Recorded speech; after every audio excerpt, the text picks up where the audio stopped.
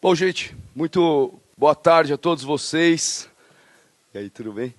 Agradeço a presença aí de todo mundo da trilha de Arduino, os visitantes das outras trilhas também, pessoal de Santos, pessoal de Caraguá, pessoal de várias cidades aí.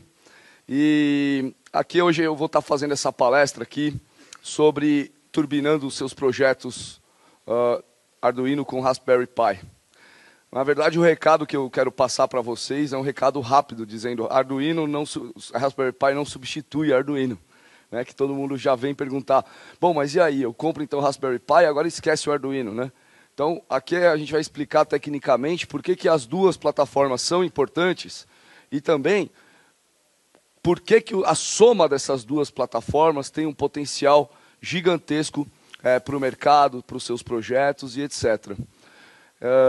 Bom, na agenda aqui eu vou passar meio que rápido pelos slides, que tem bastante coisa de introdução, imagino que bastante gente já tenha visto essas questões do que é o básico do Raspberry Pi, o que é o básico do Arduino. Então tem alguns slides aqui, mas a gente vai passar um pouco rápido, porque eu também tenho algumas demos para fazer para vocês aí. Bom, a questão toda é assim, né? Projetos de embarcados, o Arduino vem mostrando a vida além do telefone em projetos embarcados, né? E eu, particularmente, desenvolvo pouca coisa para telefone, né? Não me entendo com telefone celular. Acho que é uma boa ferramenta para complementar os projetos de Arduino, né? O melhor uso que eu faço do meu Galaxy S3 é isso. Mas a vida de desenvolvimento de projetos reais está começando a ficar cada vez, para projetos embarcados, né? Está começando cada vez mais virar uma realidade de mercado mesmo. Então, eu trabalhei em alguns projetos diferentes aí ao longo da minha carreira com embarcados, e o primeiro projeto que eu tive de embarcado, de sistema embarcado, foi esse aqui, que é um difratômetro de nêutrons. Eu estava para corrigir esse slide, já tinha tanto tempo, eu vou fazer agora, em público. Difração de nêutrons, é uma máquina que roda lá no IPEM, né? Então, a avó da Yara, Ivone Mascarenhas, conseguiu uma verba com o governo brasileiro. E aí a gente tem já tem alguns controladores que, se fosse na época de hoje, fatalmente seriam controladores dedicados feitos em Arduino. E fatalmente caberia trocar o PC que comanda essa máquina por um Raspberry Pi. Essa é uma máquina que emite um feixe de nêutrons em cima de uma partícula e é feita a difração dos nêutrons em cima de sensores. E o resultado final disso é um difratograma, que é mais ou menos um raio-x dos físicos, vamos dizer assim, né? Então, super bacana o projeto, um projeto do governo, com verba do governo, não foi uma coisa assim de trabalhar voluntariado, nem nada disso, mostrando que tem uma realidade aí de um sistema embarcado. E, você está trabalhando ali no reator nuclear, né, meu? Daí, depois que você começa a trabalhar com o reator nuclear, você quer projeto com emoção, né? Você quer projeto que mata, que causa catástrofes, né, meu? E eu me diverti muito lá, cara. Inclusive, eu botava a boca no feixe de nêutrons e tal. E foi muito bacana mesmo. Já é um projeto relativamente velho, de 2007, né? Mas hoje, se fosse nos dias de hoje... Aí, há uns 2 anos atrás, 3 anos atrás, eu fiz esse projeto de biometria equina, para cavalos de alta performance e tal, com acelerômetro e tudo mais e tal. E é muito legal você plugar um cabo no cavalo. Bom. Esse projeto aqui, quando dá merda, realmente dá mesmo, cai lá do cavalo e tal, né? Então, é muito legal. Acelerômetro, GPS... e a fita de batimento cardíaco, que foi a parte mais divertida do cavalo, porque eu usei um polar, e eu usei um polar de humano, porque estava demorando para chegar o polar equino, né, que a Polar vende polar equino. Eu adaptei um polar humano, então eu tive que ir lá fazer a gambiarra lá no cavalo, né, em produção, né, hot deployment, né. E aí colocava a orelha na barriga do cavalo, tinha um veterinário lá tentando me ajudar para falar onde que passava mais. O cavalo tem umas veias gigantes aqui também, aí a gente tentou por essas veias e tal. Enfim, aí eu dei a sugestão, falei, mas Se for para ter isso daí permanente, não tem como fazer uma coisa um pouco mais invasiva no cavalo para deixar permanente. Meu, quase queriam me matar, meu. Fala, pô, o cavalo custa $300 mil, cara, você tá doido? Bom, muito bacana, rodou lá em Ribeirão Preto esse projeto. Eu moro em Ubatuba, né, e gosto de velejar também. O primeiro projeto que eu fiz para o meu próprio uso foi a automação do meu barco. Então eu tenho aqui um braço robótico no leme, plugado no leme, na cana de leme, né? E esse braço, quando ele empurra o barco, quando ele empurra o braço, o barco vira para a direita. Quando ele puxa o braço, o barco vira para a esquerda.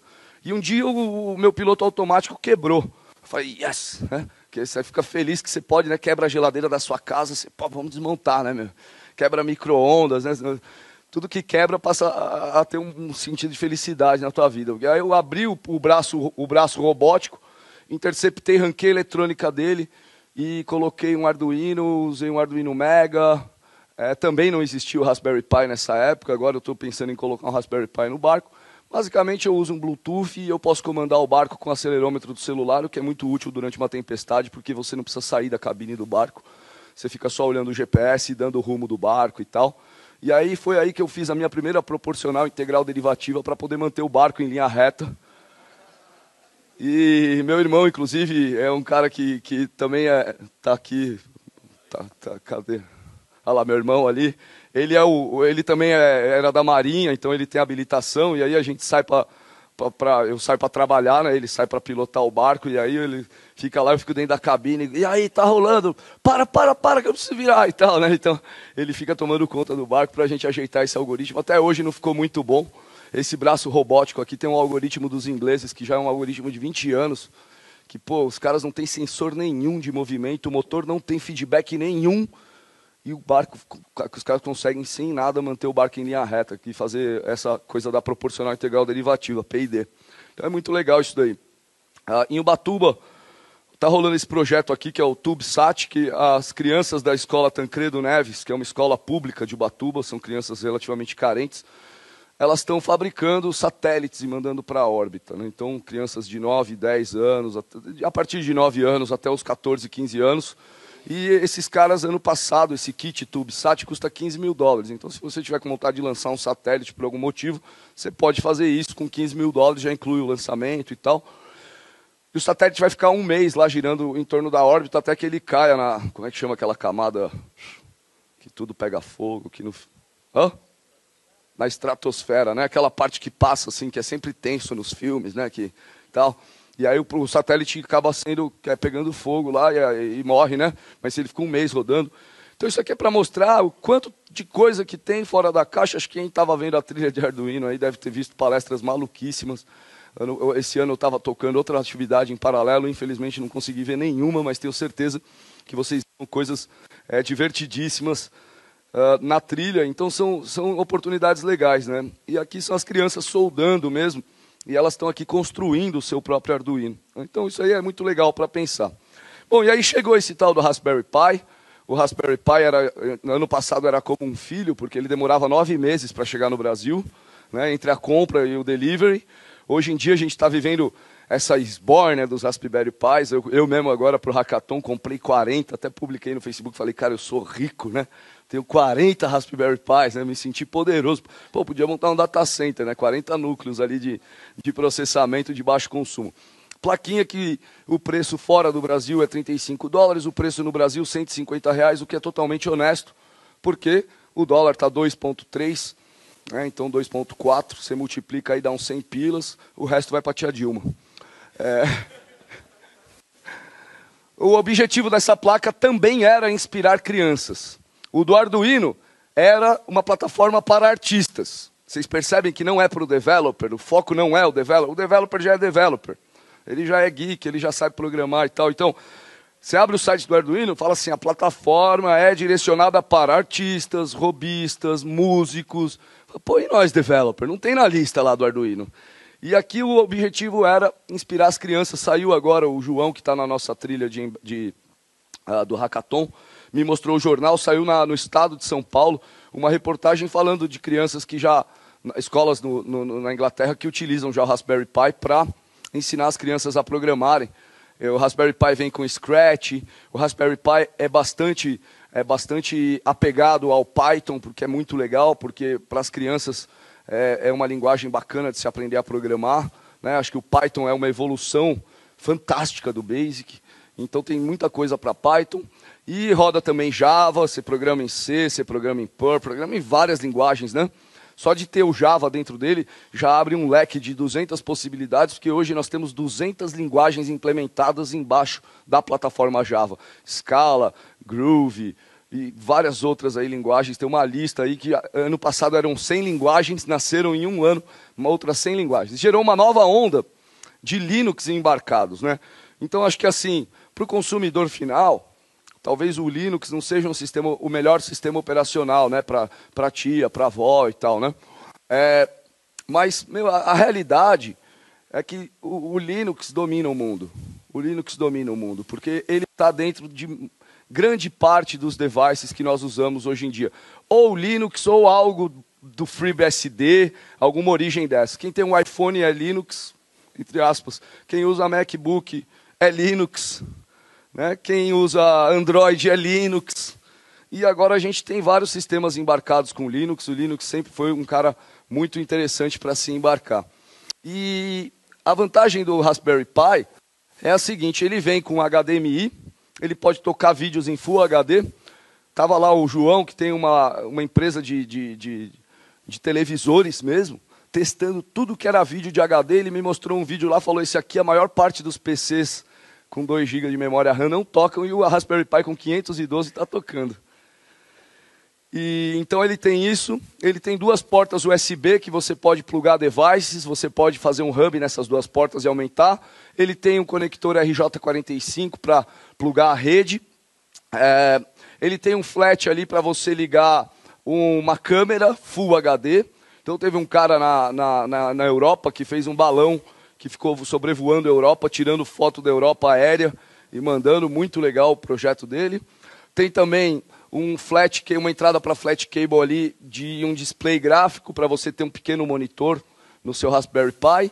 E ele tem também as portas de I/O, assim como tem o Arduino tem os seus I/Os, o Raspberry Pi também tem seus I/Os com, acho que são 12, 14 portas digitais que ele tem. Ele tem suporte a SPI, comunicação serial por SPI, por I2C e por UART. Então ele também tem as 3 coisas que o Arduino tem, tá certo? Em termos de comunicação serial. A CPU dele é um ARM11 rodando a 700 MHz, que pode ser overclocked para 1 GB sem perder a garantia. Na verdade, ele vai falar que quando você põe 1 GB, o Raspberry Pi pode esquentar mais, ou às vezes, eventualmente, pode até corromper o seu cartão e tal, mas você não perde a garantia. Quer dizer, pode dar uma pane, mas não vai perder a garantia. Ele vem com 512 de memória, o modelo B. Existe o Model A e o Model B. O Model A não vem com a parte de rede, e o Model A vem só com 256 de memória. E aqui no Brasil, o Model A, o Roberto ficou de confirmar, mas ele falou que imaginava que estava uns R$90 o Model A, e uns R$150 o Model B. Então, se comparar um Arduino com o Ethernet Shield, o oficial, né, não de AUX e Mercado Livre da vida, que você está comprando aí, eu já comprei muita coisa ruim nesses lugares. Você comprar um Ethernet Shield oficial do Arduino e um Arduino oficial sai mais caro que os R$150 do Raspberry Pi. Ou seja, eu nunca fui muito fã de colocar TCP/IP no Arduino por conta do custo mesmo. Hoje até que baixou o custo, porque a placa de Ethernet, a gente tem uns modelos paralelos, assim, né? Então, dá para aceitar o custo, mas não justifica mais você ter o TCP/IP em cima do Arduino, mesmo porque quando você põe uma pilha TCP/IP em cima do Arduino, você está pondo um outro microcontrolador no Arduino com muito mais capacidade que o próprio Arduino na parte da pilha TCP/IP, certo? Então, saída de áudio, o I/O, 2 portas USB, é isso aí, o header pins, né, os pinos ali para ligar GPIO e tal. Bom, esse aqui é o GPIO dele, né? Não é aquela coisa shield, né? Com os pinos modul fêmea, né? No Arduino nós temos aquelas barras pretas, são barras chamadas de barra modul fêmea, e aqui são pinos macho. E nós temos aí essas portas verdinhas aí, são portas que estão disponíveis para você mudar o nível dela para 0 ou 1. Diferente do Arduino, o Raspberry Pi ele roda a 3 volts, 3.3 volts, ele tem o sinal CMOS, o Arduino usa o sinal TTL, né? Então, assim, tem que tomar um certo cuidado na integração Arduino Raspberry Pi, porque se você ligar um pino digital do Arduino no Raspberry Pi, você vai queimar o seu Raspberry Pi, porque você vai levar 5 volts para o circuito por uma porta que estava esperando receber 3 volts. Aí nós temos essas portas azuis, que são as portas para falar I2C, e as portas roxas inferiores são portas para se comunicar por SPI. Aquele amarelinho deveria estar na 17. A porta 17 foi desconectada na revisão 2.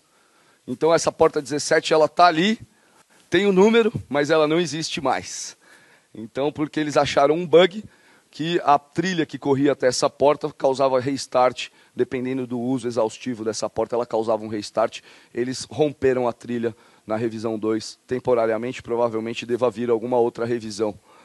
Eu estou trucando para saber se essa pinagem se manterá ao longo do tempo, né? Então, estou até com medo, porque a gente está para fazer uma nova placa que vai ser conectável no Raspberry Pi, mas eu estou logo pensando em fazer um conector que seja jampeável para amanhã, se eles mudarem essa porta, a gente consegue remapear a nossa placa, pelo menos aquele determinado lote de placas. Bom, para começar com o Raspberry Pi, a gente baixa o Debian, tem o Pidora, tem um RISC puro, assim, das antigas, tem um sistema operacional com vários emuladores, aqueles emuladores túnel do tempo, para você usar aquelas máquinas, aqueles computadores da década de 80 e tal. A alimentação do Raspberry Pi, ela deve ser feita com muito carinho, né? No Arduino a gente avacalha, né? Porque tem o 7805, que é um cavalo, né, meu? Você coloca qualquer coisa ali, ele regula para 5 volts. No máximo você vai ter ali, se tiver um diferencial de tensão muito grande, uma dissipação de calor maior. Mas a gente não tem, o Arduino não é tão sensível a essa questão da alimentação, da corrente. O Raspberry Pi, para fazer esse hackathon, eu fui na Santa Efigênia, porque saiu de estoque as fontes da própria Raspberry Pi, da própria Farnell. Eu fui na Santa Efigênia e comprei 4 modelos de fonte. Assim, tentei comprar em lojas menos ruins lá, né? E, nenhuma das 4 funcionaram. Eu acabei comprando uma fonte que nem é essas fontes de plugar na tomada end user, é uma fonte mais para projetos mesmo, por conta de que o Raspberry Pi não estava se dando bem com essas fontes santa-efigenísticas aí. Você baixa a imagem, o Raspberry Pi, o HD dele é um cartão SD card classe 4, pelo menos. As outras classes vão funcionar também.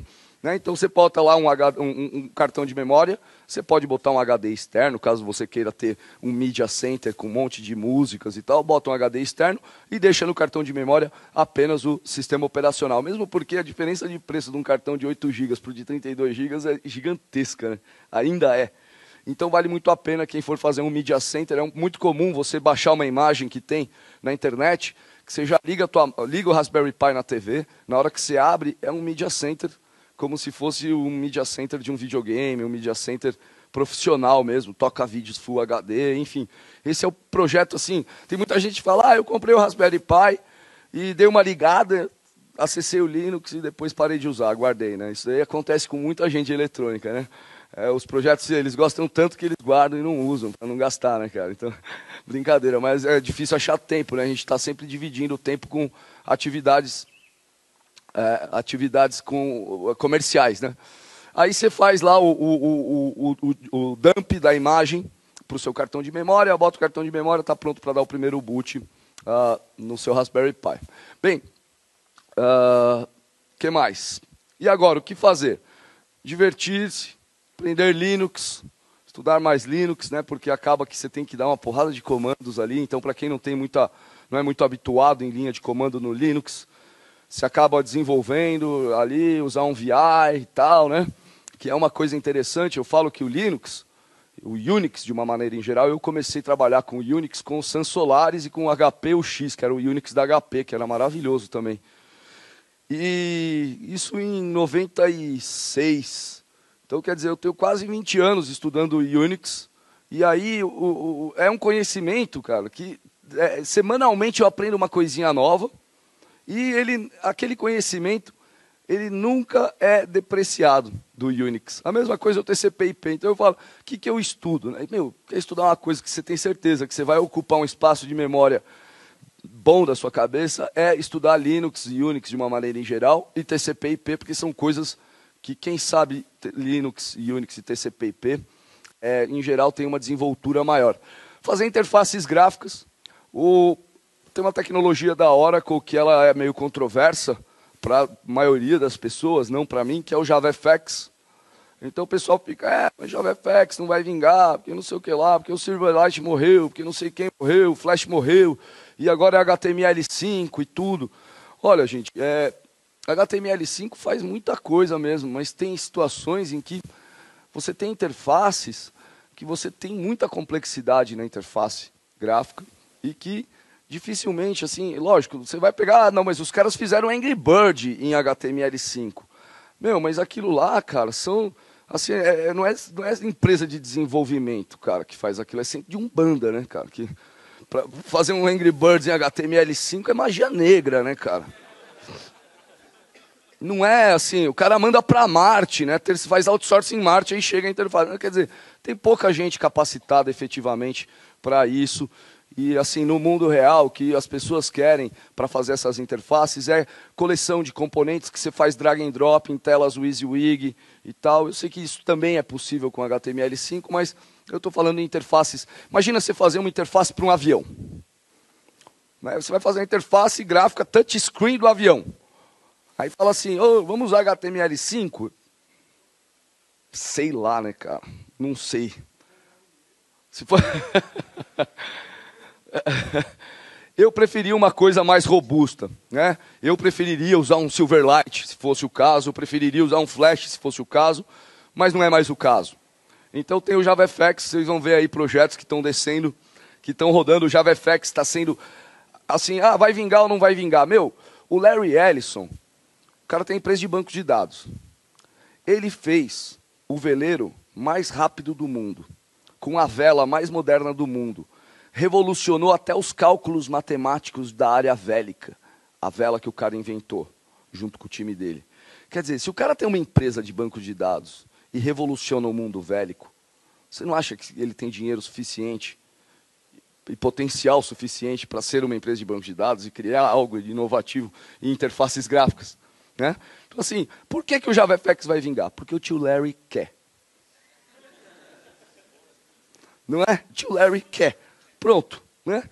Então, fazer arcades, tem o Marcelo Souza, que é o diretor de 3D da O2, daquela agência famosa, ele veio aí no TDC 2009, ele produz máquinas de flipper arcades, super legais, super bonitas para você pôr na sua casa e tal, faz por hobby.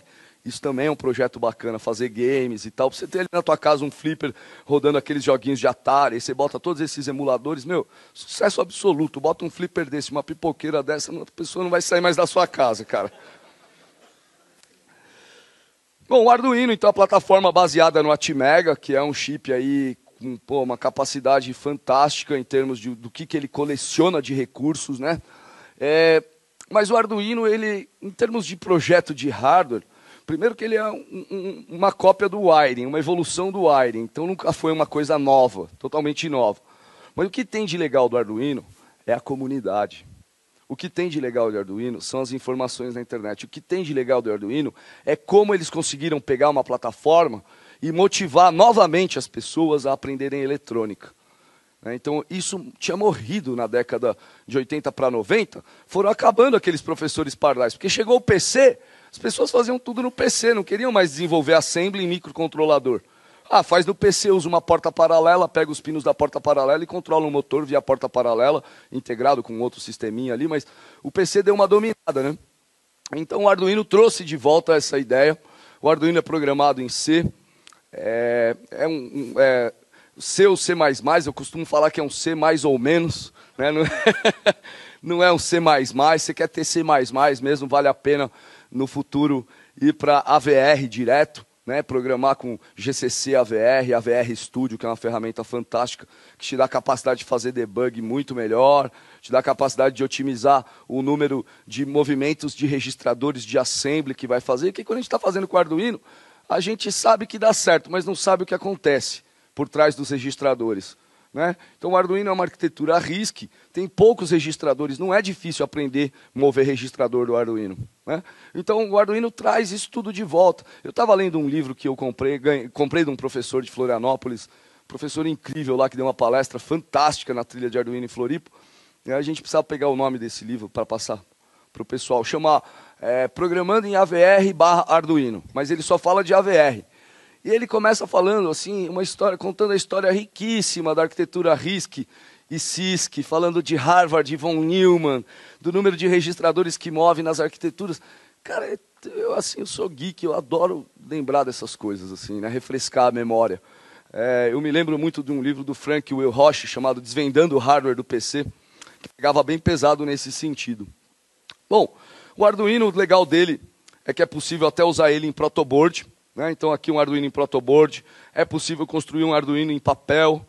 O Atmega, aqui está o 68, né? Agora usa mais o 328, o Atmega 328 tem essas características, arquitetura RISC, 20 milhões de instruções por segundo, 32K, aqui vamos dobrar todos esses números que estão aqui, 32K de memória para o programa, 2K de memória RAM estática. Ele consegue fazer 10 mil ciclos nessa memória flash do seu programa. Ou seja, quando você compra o Arduino, você tem 10 mil chances de tentar fazer seu projeto dar certo. Depois daquilo, a memória do chip vai falhar e você vai ter que substituir o chip.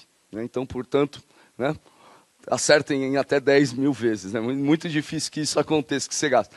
Ele tem 3 contadores, 3 temporizadores, sendo que 2 são de 8 bits, 1 é de 16 bits. Os temporizadores são os caras... acho que é o recurso mais escasso que tem no Arduino, na minha opinião, são os temporizadores. Porque a gente tem 6 PWMs para 3 temporizadores, né? Para 2 temporizadores. Então não dá para usar, na verdade, com precisão as 6 PWMs de uma só vez, porque existe uma competição dentro dos temporizadores, né? E um temporizador de tempo real com o clock à parte também. Bom, essa é a característica do Arduino. Agora, um versus o outro. O Arduino é uma plataforma, o pessoal fala, eu quero começar. Começa com o Arduino ou Raspberry Pi? Então vamos responder essa pergunta. Aliás, um abraço pessoal do Webcast, todo o Brasil aí, é um enorme prazer estar com vocês, todos os estados aí do Brasil. E o pessoal pergunta, é Raspberry Pi ou é Arduino?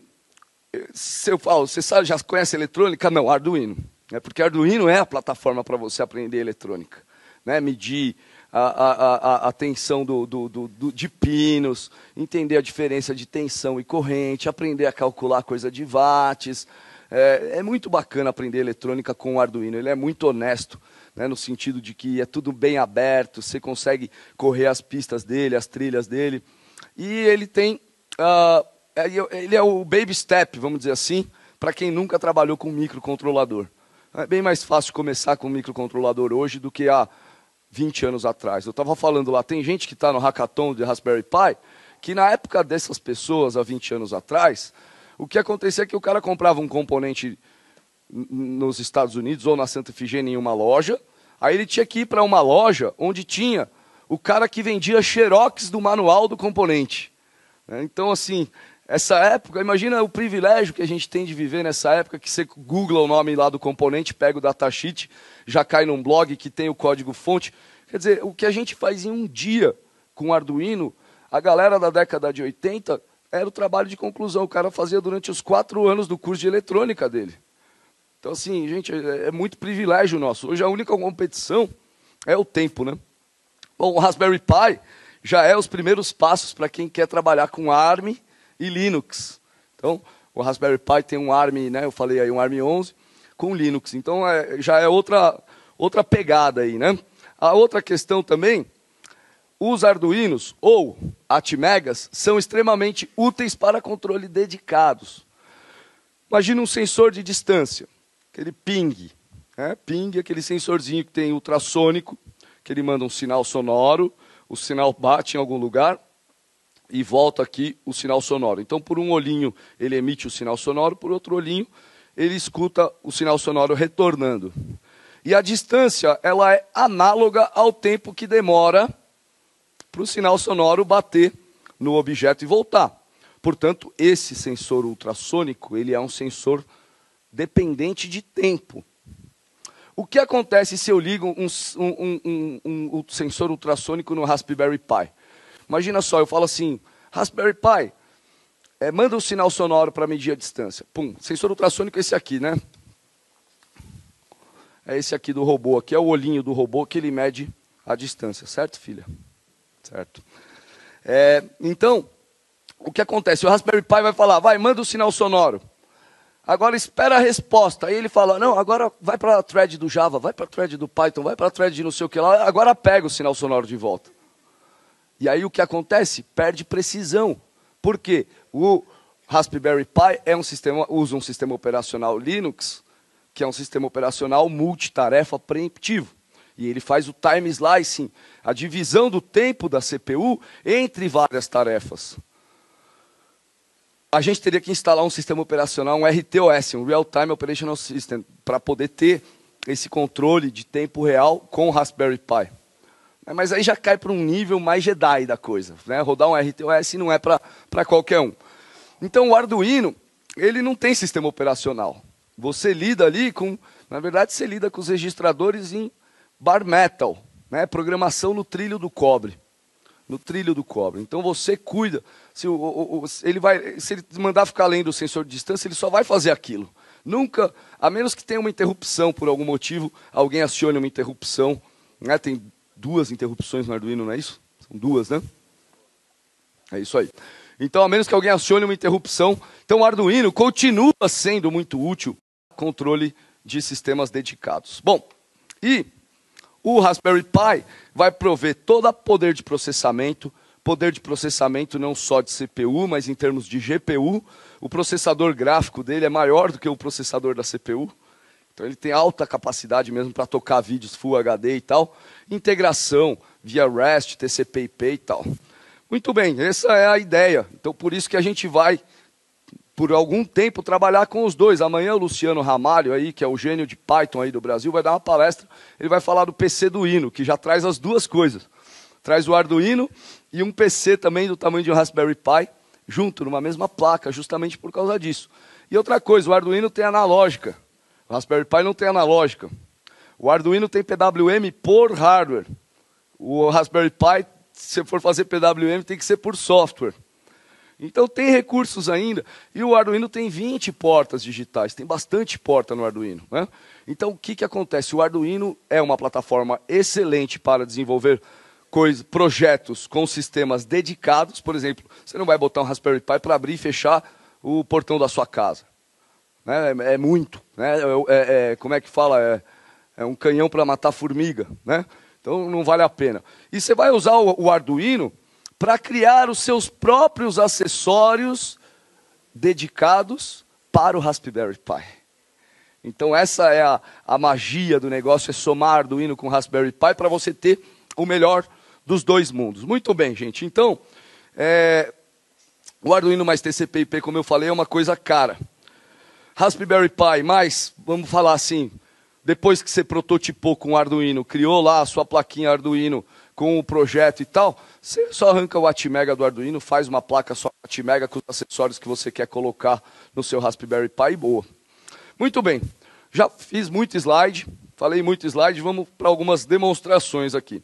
Eu tenho aqui esse box, sei que não dá para vocês verem aí de longe, e a câmera que eu tenho está sendo usada num projeto que vai ser apresentado. O nosso amigo da câmera ali vai conseguir puxar um zoom para mostrar para o pessoal da web, não vou andar aqui para ele fazer isso. Aqui nós temos um Raspberry Pi, nós temos um Arduino, 6 relés, sensor de umidade, sensor de temperatura externa da caixa, sensor de temperatura interna, 4 transistores de potência para comandar luzes de alta potência, LEDs de alta potência e um módulo Wi-Fi. Então esse aqui é um box de automação que nós não estamos vendendo, a gente está usando, criamos para nós mesmos usarmos, está rodando no stand do The Developers Conference, o stand está automatizado. Ano que vem vai ter um desse em cada stand do TDC. E provavelmente, né, se tudo der certo e liberarem, né, a verba, o din-din para fazer, a gente vai colocar orquestração de automação entre stands. Imagina que você chega essa hora, você passa lá, os stands estão piscando, todos juntos. Aí ou não, os stands vão piscando sequenciais e tal. Eu acho que é um produto bacana para feiras e eventos, traz um diferencial bastante geek assim para feiras e eventos, né? Então esse aqui é um exemplo das duas coisas. Por que que eu usei o Arduino e o Raspberry Pi? Primeiro que eu estou com um problema que ainda não tem uma solução muito certa para Arduino. Infelizmente, eu não pude estar na trilha Arduino hoje para discutir isso com o pessoal, que é um problema de ligar relés com carga indutiva no Arduino, e quando você desarma o relé, a carga indutiva reseta o Arduino. Sei lá, não sei, eu já investi um tempão, já chamei um amigo engenheiro, já colocamos capacitor em tudo que é parte do circuito, já cortei a perna de reset. Ele trava o chip, não é que ele reseta, ele causa um travamento no Atmega. E aí eu passei a colocar todos os relés no Raspberry Pi. Então o I/O do Raspberry Pi eu estou usando para comandar os relés. O resto tudo, todos os outros sensores estão no Arduino. O transistor está no Arduino também. E eu tenho possibilidade de expandir. E ele aceita controlar 2 servomotores também. Então, no Arduino também, com as PWMs do Arduino. Então, com isso, a gente consegue fazer uma porção de coisas usando esse mesmo sistema. E aqui, o nosso stand do The Developers Conference, ele é um stand com interface REST. Via REST eu consigo acionar as URLs e acender uma lâmpada, trocar a cor do stand, ler um sensor. Tá certo? Deixa eu ligar esse robô aqui. Essa demo que eu vou fazer agora do robô, gente, ela também tem essa mesma arquitetura, com o diferencial que... ligou. O diferencial é que esse robô carrega seu próprio roteador, tá? Porque ele é um robô que eu uso para levar para feiras, eventos e tudo. Para mim é interessante ter um roteador, ele já tem um cabinho de rede que eu posso replicar a internet do hotel, da conferência, puxar um cabinho de rede e ter aqui a minha própria internetzinha pelo robô. Já ficou conveniente, né? Bom, eu vou dar uma olhada aqui se o roteador está no ar.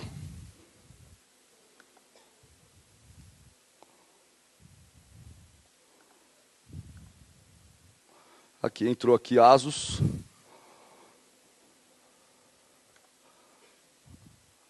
A gente restartou esse roteador. Marcelo Quinta está aqui? Não.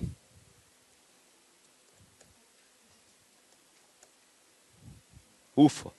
Ainda bem que eu lembrei que a senha era de mim, Só vou ver que IP que ele entregou para o Raspberry Pi, tá? Então vamos entrar aqui em System Log, DHCP Lysis, Raspberry Pi está no IP 218, manteve até o mesmo IP, que belezinha. Bom, então o que eu vou fazer agora é SSH, Pi, 192.168.1.218. Vou entrar com a senha, vocês estão vendo que o usuário root é Pi com a senha Raspberry.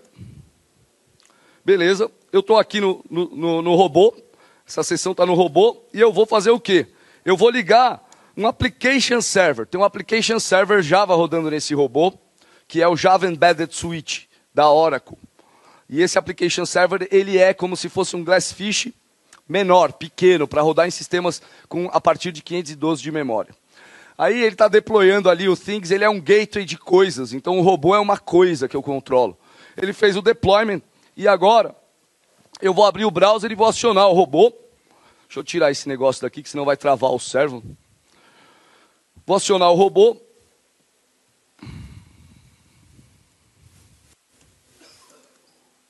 A primeira acionada, beleza. Ele deu uma chacoalhadinha?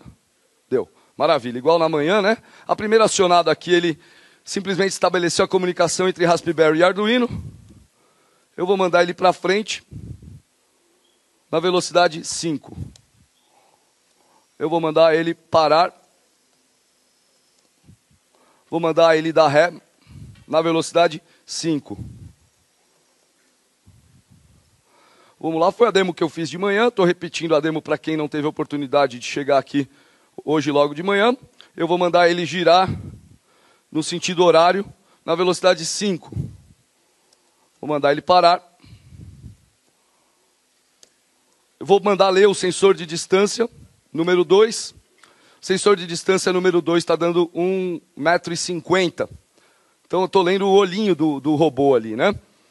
Eu vou ler o sensor de luz, a luminosidade é um valor analógico aí, então ela vai de 0 a 1024.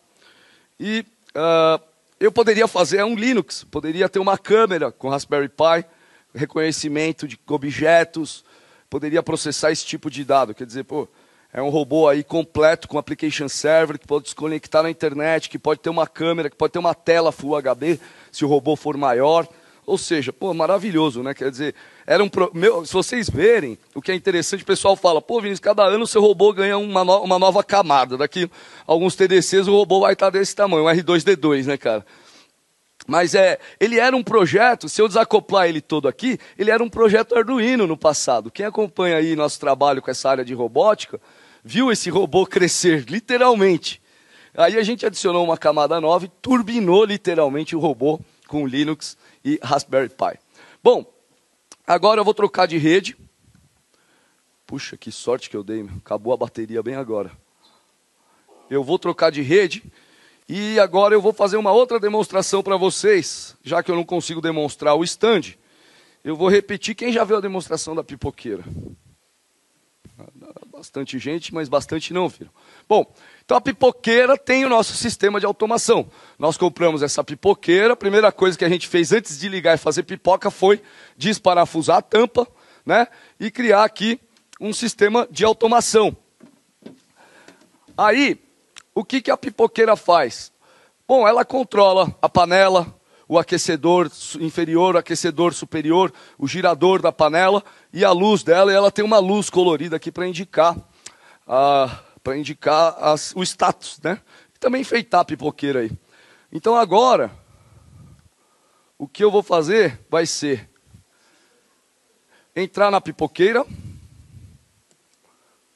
O IP dela é SSH Pi 192.168.43.63. Sem a Raspberry. E o Application Server, eu já liguei o Application Server da pipoqueira. E agora eu vou acionar um script que vai usar o sistema de áudio do Raspberry Pi para fazer a pipoqueira dialogar com a gente e avisar o que ela está fazendo. E ela vai ser controlada. A única intervenção humana que vai ter ser ter que colocar o milho e o óleo. O resto ela vai fazer sozinha. Quem TDC 2014 a gente já vai ter resolvido isso também.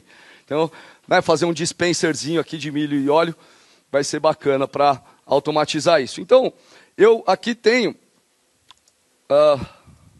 scripts, e nesses scripts aqui, o que acontece nesses scripts é que eu faço wget para o meu sistema, wget, chamando o sistema, o servidor, as URLs REST, e ao mesmo tempo que eu uso o MPEG 321 para tocar áudio. Então vamos ver como é que funciona esse script. Pipoqueira inicializada, aguardando comandos.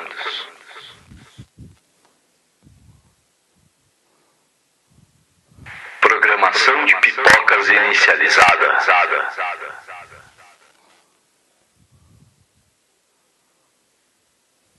Ligando luz da pipoqueira em 3, 2, 1.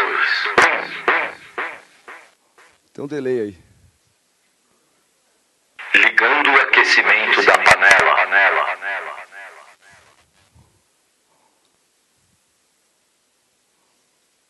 Ficou vermelho para indicar que está Panela esquentando. pronta.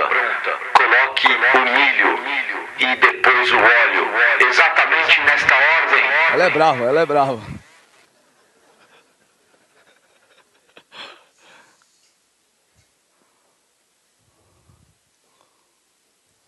Ligando o misturador da panela.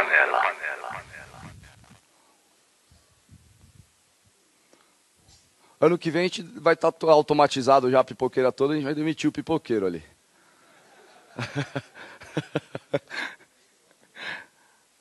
Então, agora ela vai estar fazendo a pipoca e assim como já está, a gente vai ter aí o espaço aqui para mostrar os projetos de hacking que vai acontecer, vão acontecer sorteios, a gente vai deixar a pipoqueira funcionando, e em dado momento ela vai interferir aqui de novo e vai falar pipoca pronta, desligando o sistema, bem-vindos ao TDC e tal.